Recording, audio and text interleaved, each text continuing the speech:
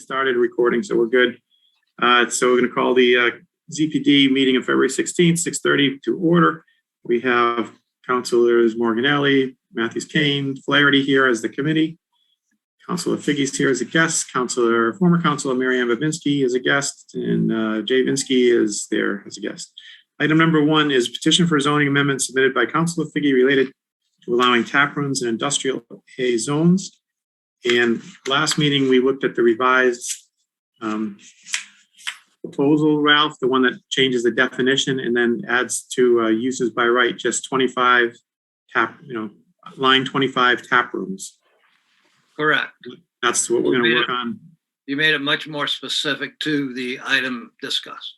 Yeah, and I talked to Jay a little about it. He says he doesn't really see much change in value, I guess, but he's okay, I think. Wait a minute.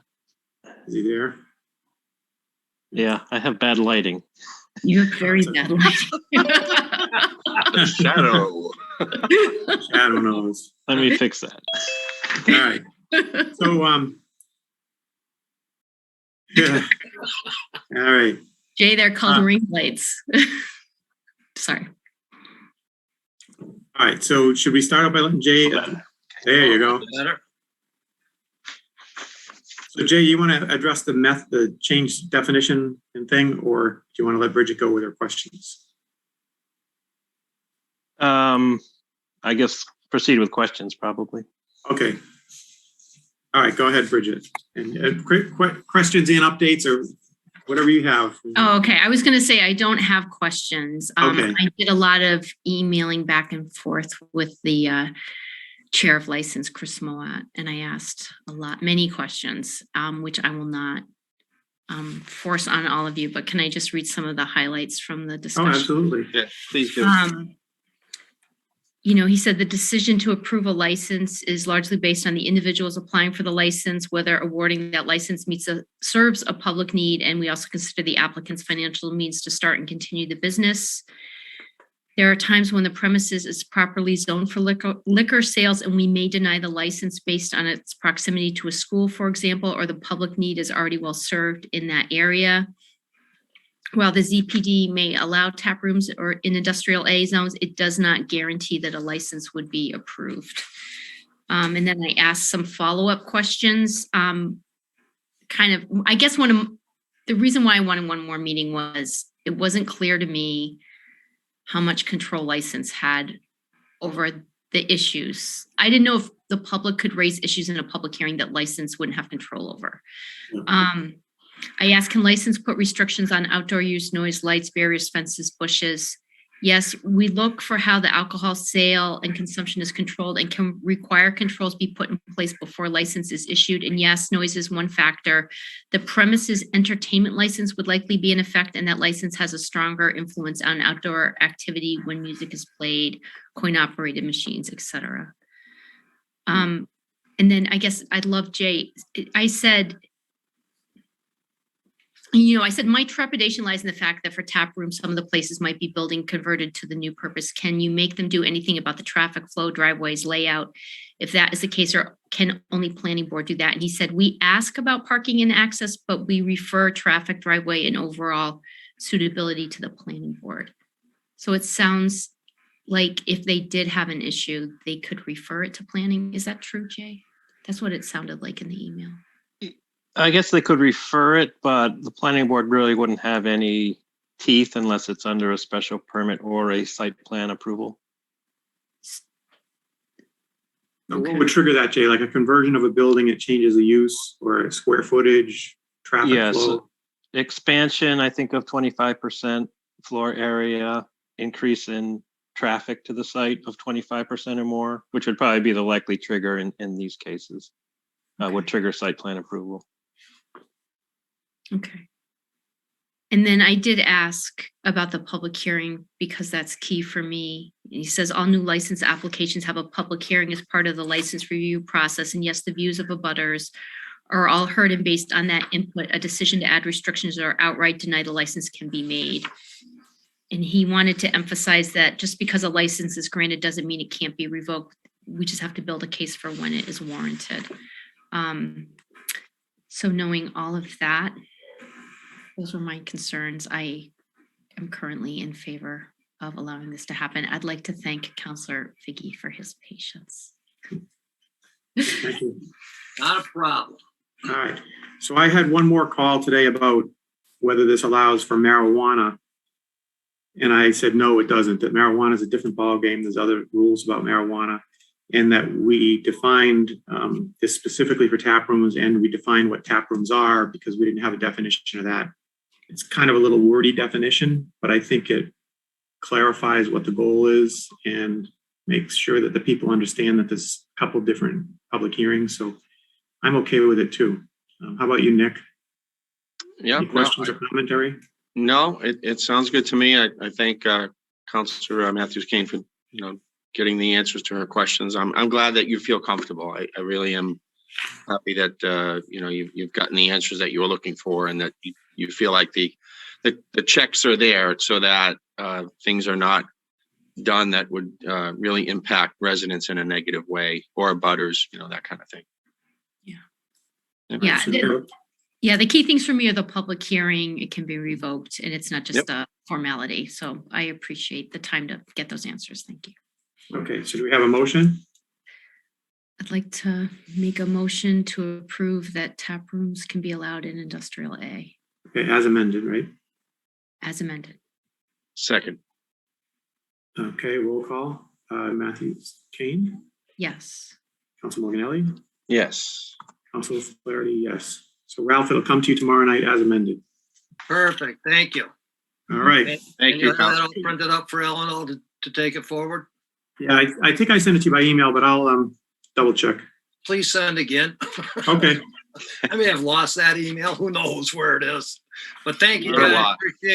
Appreciate the job you did. all right, thanks. See you tomorrow. Thank you.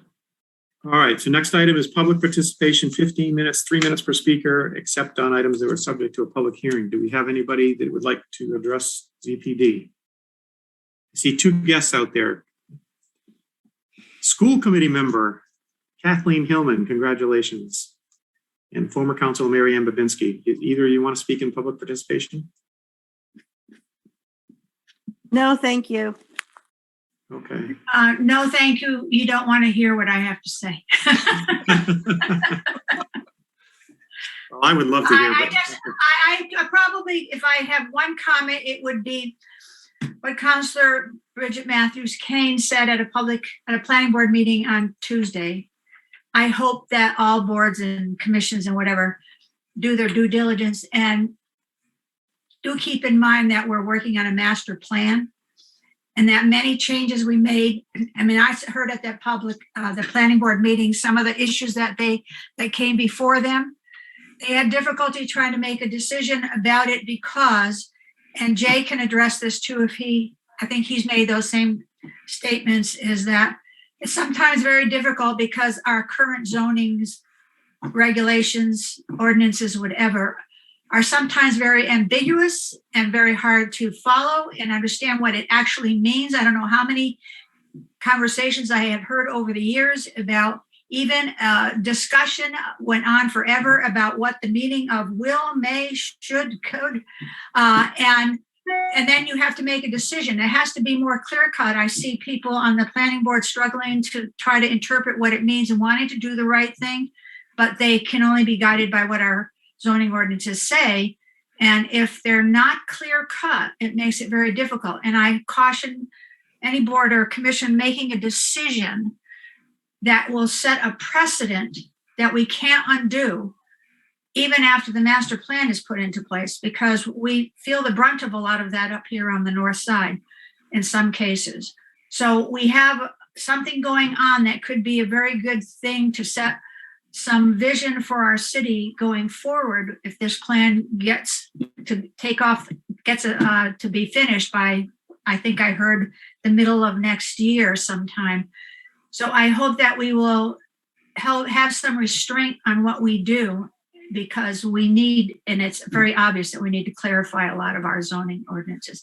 I have comments on the decision you just made, but of course I'm not going to make them at this point. Okay. All right, thank you very much. Thank for your you. time and efforts. I appreciate that opportunity to talk. Thank you, Nick. Do you want to Yeah, just a point of order, just her address, former Councilor Babinski's address for the record. Oh, I never write that All stuff right. down. 114 Rogers Avenue, Thank you. Westfield, Massachusetts, and the good old USA, 01085. 1221. There is a Westfield, New Jersey, so thank you for clarifying. Yeah. You're very welcome. And what's your social security number and credit card number? I am a spam caller right now. Okay. All right, so we'll close public participation and move on to approving minutes from prior meetings, which again, are gonna have to wait till the next meeting. Got a lazy president who hasn't typed everything yet, or a lazy chair. Item 4 is a review of existing regulations pertaining to sober living homes and to research and recommend local regulations for sober living homes in the city of Westfield. Councilor Matthews Kane. Thank you, Mr. Chair. So I didn't want to pull this from committee, but I do now. I want to remove it without action. I want to explain why. So I had read several newspaper articles that Worcester, and I forget if it was Shrewsbury or Leominster, and there was another city that was enforcing fire regulations in sober living homes. And these were becoming court cases and going to court. And when I read the articles, it was unclear like what the rule was that they were enforcing. And I had assumed incorrectly that they were local ordinances that the fire department was enforcing. And I had a conversation with Attorney Reed, and I said, can you look into this for me? And here are the articles, and I don't understand. And she explained that there's actually state regulations that these cities, their fire departments are choosing to enforce. So they are not local regulations, they're state regulations. But to make an analogy that's a bit of a hot topic, we don't have oversight or control of the fire department. We can't ask them to do anything. They're kind of a standalone group in the city.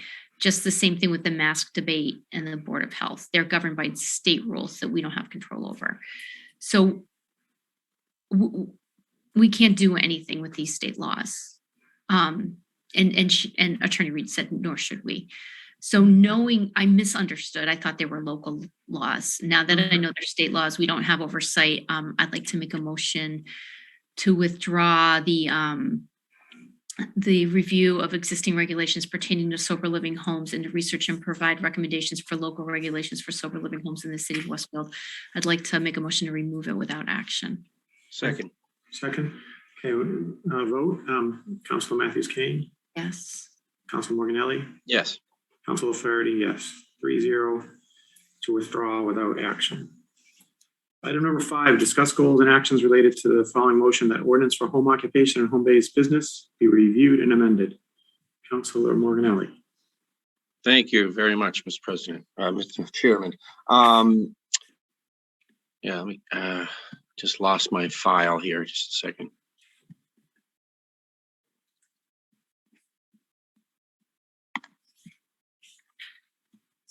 There it is. So yeah, you all got the draft from Mr. Vinsky, and thank you, Jay, for working on this. I appreciate it. So my reason for this motion a while back, and I'm glad that the planning board is also on the same page as far as wanting to make it a little more flexible for residents to have a business out of their home. The reason for the original motion was to just look at it and see if there's any way we can loosen it up. Not that it would have any negative effect on any neighborhood, but to help the people that are now working out of their homes or that would like to start a business out of their homes to be able to do that. The bottom line for me is that these residents pay their taxes. They have their home, they pay their taxes. What they do with their home, for the most part, is their business, unless it affects their neighbors in their neighborhood. Now, I told Jay earlier today, actually, about an instance where there was a house that was run down with trash all over the place and several cars that were not moving. They've never moved. Car parked on the front lawn. I mean, all kinds of stuff. neighbors complain. It's an eyesore. It brings the property value down, obviously, for that neighborhood. There really are no ordinances or anything much we can do if there's no health or safety violation on that particular homeowner's property. We can't do anything about it. On the other hand, we have an ordinance, zoning ordinance, and for those of you watching from home, it's under the zoning section of our city website. You go to zoning, and then you have all the zoning ordinances, which are different than city ordinances. I wish they would put those together on the website because they're always separate. But there are, standards in place. And so this was written up with some amendments. I'm still not happy with all of it. So I really want to take a look at it, just getting this, this amended one and looking at it. I still see some areas that need some work. So under the, I'm not going to go through this in specific, just in general, but the general requirements for accessory home business, a lot of that is fine. It just basically says that you're going to have a business out of your home and you can make it official and get a, register it with the city. And by doing that, you're kind of making it official that you're going to abide by these regulations, this ordinance. You're not going to make a lot of noise. Your business is not really, you're really just going to go about living in your home just as you were before. It's just that you'll have a business there now. And if it becomes a nuisance to somebody in some way, and it's listed specifically in there, then that's what we don't want. For one of the things in that first section is for a person to be able to have a dumpster. Now, the trash truck comes, twice to my street when it gets the trash and it gets the recycle. Makes a lot of noise, stops at every house. To have one more truck come, and if a neighbor had a dumpster, that's really not a problem. If the dumpster's flowing with garbage flowing out of it, I mean, I've got a Goodwill box on the north side that has always trash being thrown around it, and they just think it's a place to dump stuff. That's an issue. But to have a truck come and empty a dumpster, to me, is not an issue. And why can't a home business owner have a dumpster if it's more affordable for them to get rid of their waste that way? So that's just a small thing, but that's one of the things I was thinking about. I think that it comes down to the hours of operation and the number of people that visit. So when you have a home occupation business, you're running your business out of your house. There's really no customers. There might be one or two, but there really isn't anybody that's a client or a customer that's coming. It's just you're in there and you're doing your thing and no one even knows that you're running a business out of your house.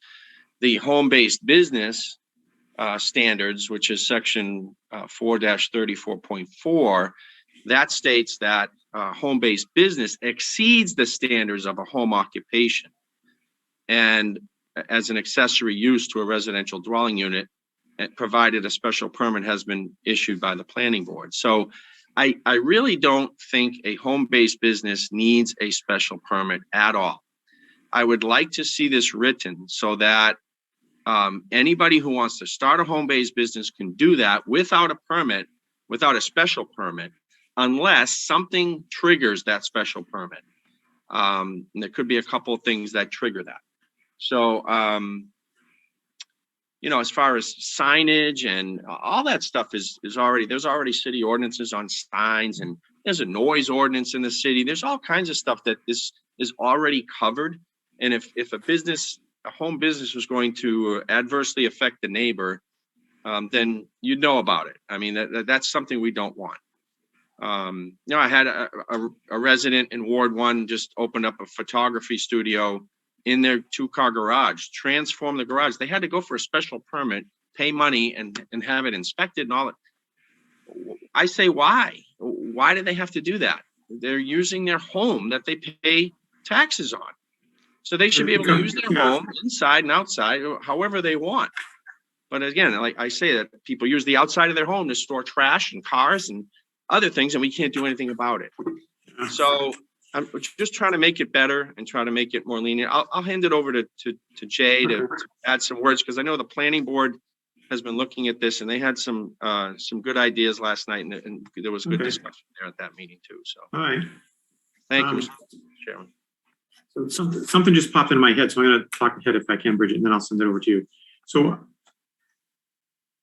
I think businesses that are truly businesses that have customers and higher than normal traffic should be treated like a business. And when you invite people into your home as part of regular business or a garage that's been converted to a workspace, you got to have some public safety matters addressed there, and you have to have the inspections and all that. So I'm fine with that extra requirement and an extra burden because you're taking more risk on, and we kind of have a duty to protect the public too. And I also think we should include the neighbors. If the neighbors feel that something is more traffic or noisy, they should be able to weigh in. And the average person who's working, at Mass Mutual 2 days a week, in their basement on a computer, that's not affecting the neighbors. But somebody who's doing, music lessons or building, in a wood shop or photography studio, there's more traffic there. It probably should be looked at. Mr. Chairman, Yeah, go I ahead. have more Amazon trucks coming and FedEx trucks coming down my road every single day Yep. than a home-based business would generate. Really, I Oh, want you to really seriously think about what you just said, because I somewhat disagree with that. I understand why the rules are in place, and I understand about noise and things that, like someone making woodcraft and they got the saw running all the time, and it's summertime, they've got the garage door open and they're making a lot of noise. Well, that may trigger a special permit, right? Because they're going to be excessive in the amount of noise that they produce. But for most home-based businesses, I don't think it deserves a special permit. I think it deserves just a by right use because you pay your taxes and you want to use your home as you wish. All right. Council Matthews Kane. Thank you, Mr. Chair. I concur with many of Councilor Flaherty's comments. And just two kind of philosophical points is one is if we take away the special permit, that puts the onus on the neighbors to have to enforce this and report it and follow it down. When we have a special permit process, it's the onus is on the business owner to make sure things are okay. And it really puts a burden on the neighborhood, in my opinion. And I say this as somebody who lives in the business residential area. And another thing is many of the arguments that one of the counselors is making is all these other awful things are happening, so this is okay. And I don't think 2 wrongs or 3 wrongs make a right. I think if there's a lot of Amazon trucks, which can be annoying, it doesn't mean these other things should happen. Or if there are terrible enforcement issues with some problem properties, but that doesn't mean we should add more to the mix. So I'm open to some of these ideas. I am willing to think about them, but others I do have pretty strong feelings about. And just like one example is the dumpsters. So I actually live in a neighborhood. I'm on the edge of a business district. I'm surrounded by dumpsters. They get picked up at 2 a.m. They're really loud. They wake me up. So it's not as benign as you might think. Many of these rules are there for a reason. We want to make sure our neighborhoods are livable. And I really want us to think carefully about the changes we're proposing. Thank you. And so Jay, for the process, would you recommend we take this draft and write up our own application for zoning amendment and send it through the system? Or would you rather have us hash this out, come up with what we think is okay before we go through that process and hear from the public and the planning? I think, I think you'd want to work it out in committee, whatever you're going to propose prior to public hearings. But I just want to make clear. So this is Councilor Morganelli's motion.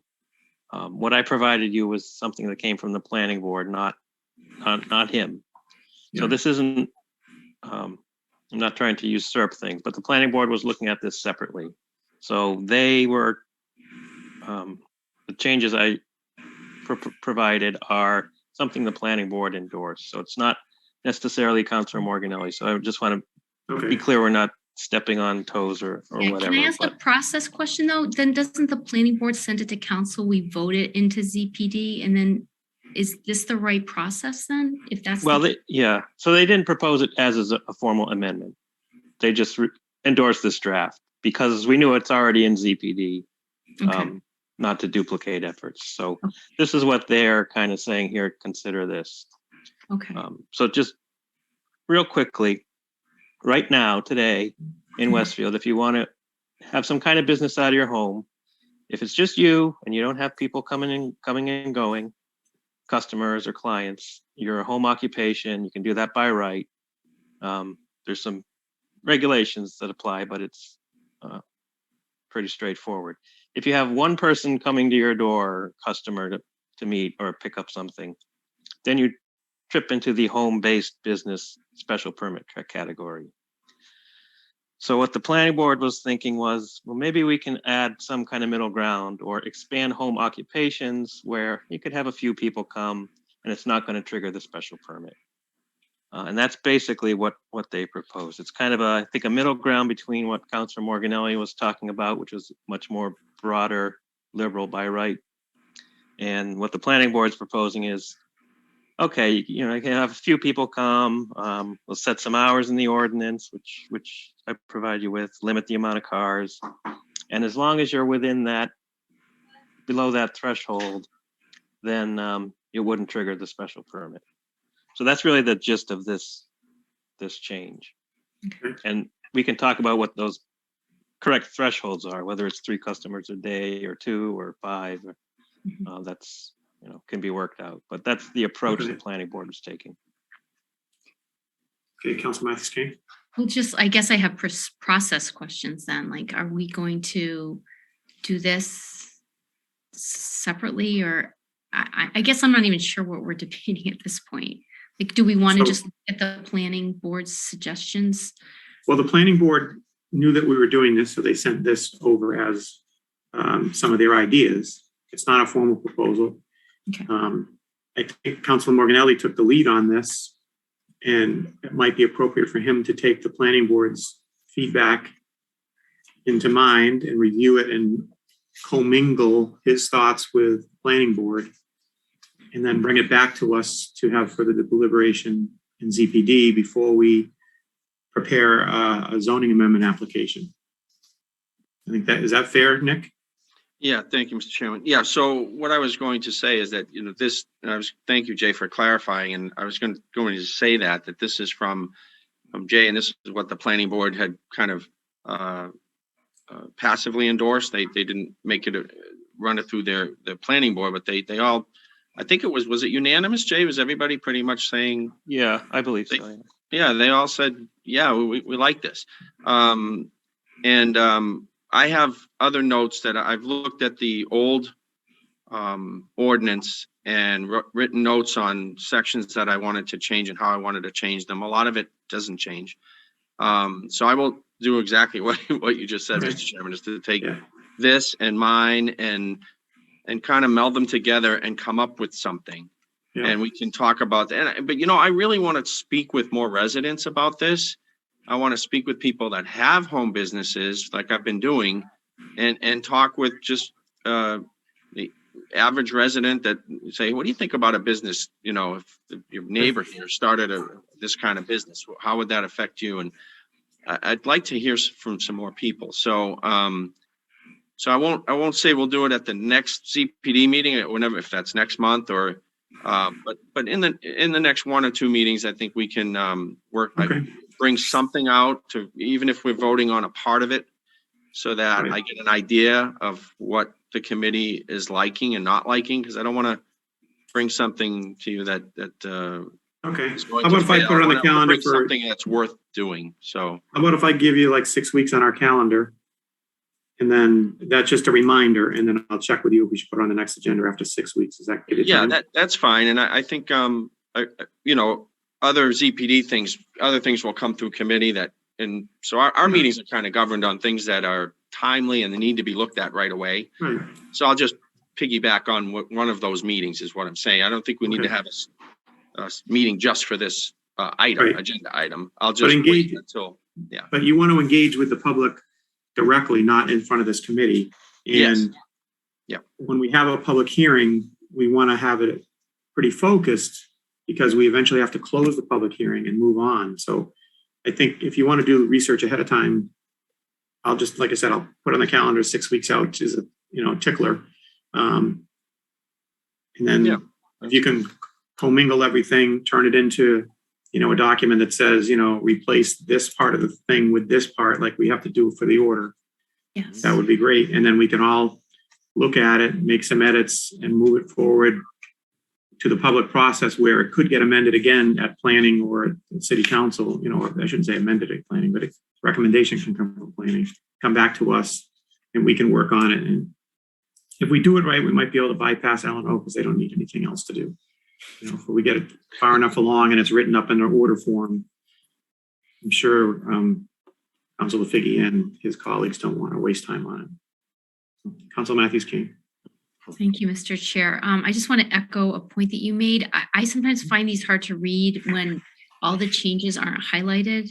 And I had reached out to Jay to say, on the one you just sent are the only changes, the highlighted sections. And Jay, I think you had said that there's a few other changes. Are there? Yeah, so the highlighted sections were the thresholds that would decide whether it bumps up to special permit or is allowed by right. So that was the major change. But yeah, there were some other edits just going through. Yeah, it's just challenging to read if it's either not highlighted or the way it's presented when we go in front of council, like this is the Yeah. previous and here's, so that's I'd like to second Councilor Flaherty's request for either one of those two forms. I don't care. We can put them side by side and you can see the Yeah. it pretty much copies things over. But like, for example, dumpsters, that's not in the current ordinance, but the current ordinance says you can't alter the appearance of the structure or the lot to make it look like it's not a residential use. So I added in that, including prohibition of use of a commercial dumpster, because that kind of supports that current regulation. Those kind of changes, but obviously Councilor Morganelli. Where was Right. the change? Number 4, the 4. first part. Okay. It's under We're not- occupation, the standards, the first section. General Dash requirements. 32.24. Okay. And So it I was those agree. kind of changes. Yeah, and Mr. Chairman, I agree with both of Okay. you about having it side by side and it has to be written like that anyway. This section changes to this Yeah. section changes to that. But I like that as well. Visually, I need to see that and exactly how it's changing, whether there's a Yeah. movement of a word or a sentence or it's completely changed or erased. I completely Yeah. agree. I would like to ask- Sometimes I flip the paper like landscape mode and then in Word, I make a table so you can have the old on the left and the new on the right for each clause. I'll send it Makes to it you easy to to do that see. for me You got kids at home. when it's Your ready. kids know how to do all that. Highlighting is fine. I know, right? I do want to ask Council Matthews Kane, though. First of all, I'd like you to find out why a dumpster is being picked up at 2:00 in the morning, which is absolutely ridiculous. That should never happen outside of regular business hours. I mean, That probably 8:00 at night, I would think, is the absolute No, latest. it's common. That's ridiculous to me. And when you say burden on a neighborhood, I would like some concrete examples of burden on neighborhood when it comes time to talk about this. You just Sure, gave that's my something now. example is that I have to find out which dumpster it is because I can only hear it from my bedroom window at 2 a.m. I'd have to leave my house. I'd have to wander around the neighborhood at 2 a.m. to figure out which dumpster it is. And then I have to call the owners. So when these regulations, when this happens, it puts the onus on the neighbor to do all the work. And when there's thing after thing after thing, it's a real struggle. So that's my example. The dumpster at 2 a.m. And that's something that could easily be fixed with, if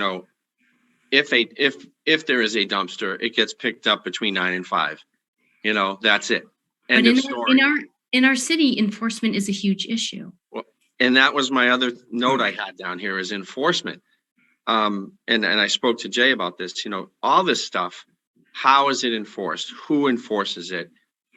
And that's why I say like a special permit should be very specific things that would trigger that and those things need to be able to be enforced. Everything else, you have like Councilor, Mr. Chairman said, having a business out of your home and you've got someone coming for music lessons or math tutoring or whatever it is, they come, they go, that's it. It's not a big deal. That's fine. But if there's noise, if there's dumpsters crashing at 2:00 in the morning, if there's fumes, I mean, it mentions in part of this draft about fumes and environmental waste and radioactive waste. I mean, there are things that, of course, you'd be concerned about. But I think most home businesses are not dealing with that kind of stuff. So that's why we need to be maybe very specific on what triggers a special permit. And so I'll be working on that. That's all. Okay. All right. So Council Morganelli, you're going to make a motion to hold in committee? Yeah, unless there's any more comments. Councilor Matthews Kane, did you have something else? Okay. Jay, any last words on that? Well, maybe just if we got a sense from the committee as to, how liberal or not, we want to kind of push the special permit threshold. May be helpful, just moving on. It helps think to that's- talk to other counselors too and see, Yeah. a few other counselors that, to see if they, what they think about home-based businesses too. But definitely we'll give you a heads up. So I think I would say that's a point of contention, Jay, that we'll work out in the next few weeks. Let's put it that way.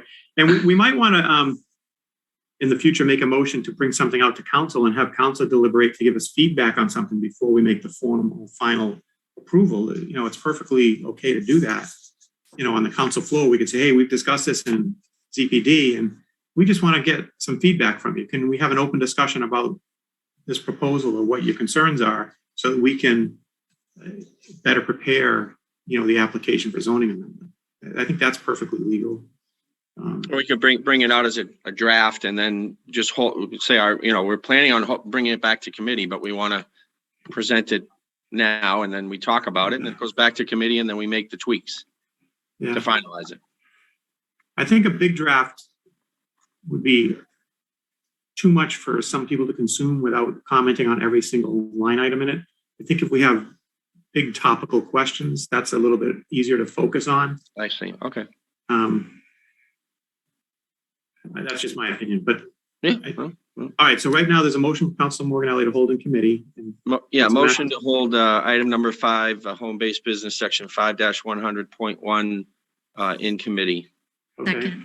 Second. Okay, we're going to vote. Councilor Matthews Kane, Yes. Council Morganelli, Yes. Councilor Flaherty, yes. So 3-0 holding committee.